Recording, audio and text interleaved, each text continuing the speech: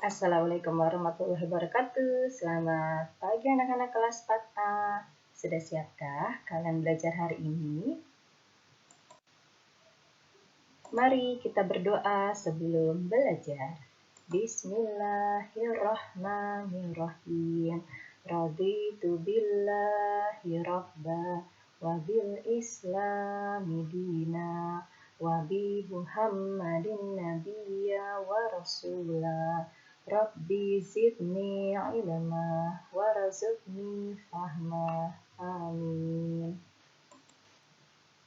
Hari ini kita memasuki tema 9, subtema 2, pembelajaran 4. Pelajaran pertama yang akan dibahas yaitu PPKN dengan materi kewajiban dan hak masyarakat terhadap sumber daya alam.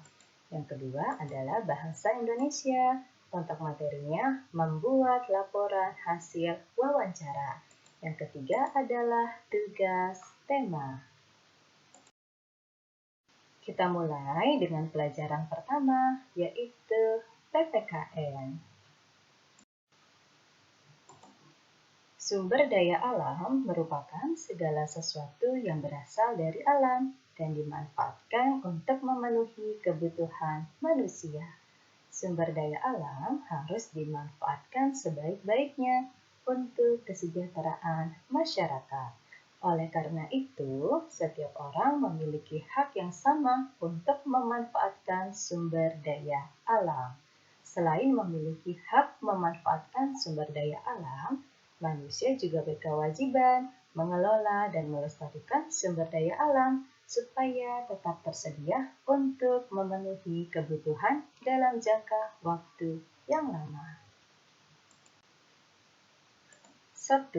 Kewajiban kita terhadap sumber daya alam.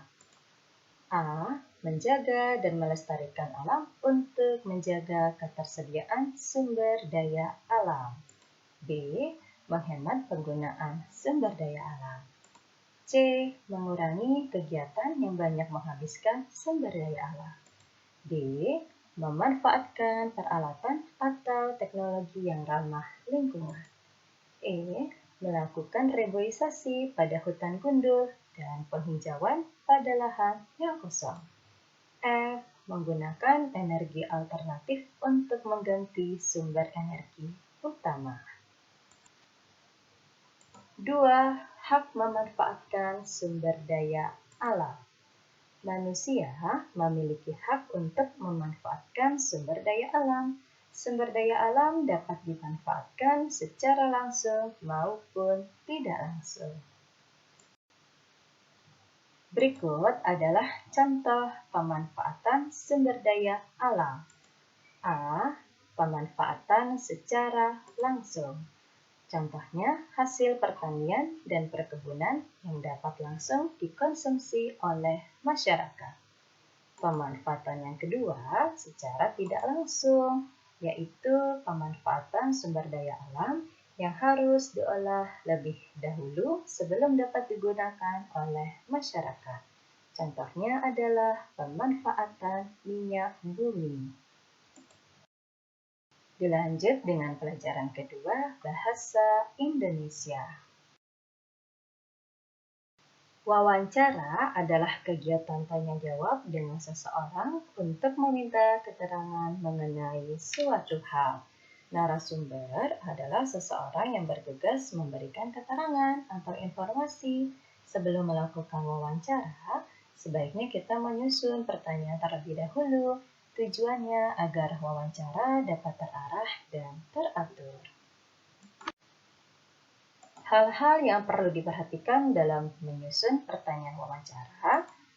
1. Menggunakan kalimat efektif, singkat, padat, dan jelas. 2. Menyusun pertanyaan yang sesuai dengan informasi yang hendak diketahui. 3. Pertanyaan tidak boleh menimbulkan salah penafsiran atau bermakna ganda. 4. Hindari pertanyaan yang keluar dari fokus masalah yang akan digali. Kelima, memahami maksud awal kalimat tanya yang digunakan. Setelah selesai melakukan wawancara, kamu dapat menulis hasil wawancara dalam bentuk laporan. Laporan wawancara dapat berisi nama penanya atau pewawancara, nama narasumber, pertanyaan yang diajukan, hasil wawancara berupa jawaban dari narasumber, dan kesimpulan. Saat menulis hasil wawancara, sebaiknya kata-kata yang diucapkan oleh narasumber ditulis apa adanya. Dari hari ini selesai Ibu sampaikan. Mari dilanjut dengan tugas tema. Tugas tema pertama PPKN, jawablah 5 soal berikut dengan tepat. Tugas kedua adalah bahasa Indonesia. Bacalah teks wawancara berikut antara Wahyu dan Pak Adi. Ini adalah bagian kedua dari wawancara. Bagian terakhir, wawancara antara Wahyu dan Pak Adi. Dibaca dengan saksama. Setelah kalian membaca wawancara antara Wahyu dan Pak Adi, jawablah kelima soal berikut dengan tepat. Anak-anak kelas 4A yang Ibu sayangi, selesai sudah untuk pembelajaran kita di hari ini. Sampai jumpa besok. Wassalamualaikum warahmatullahi wabarakatuh.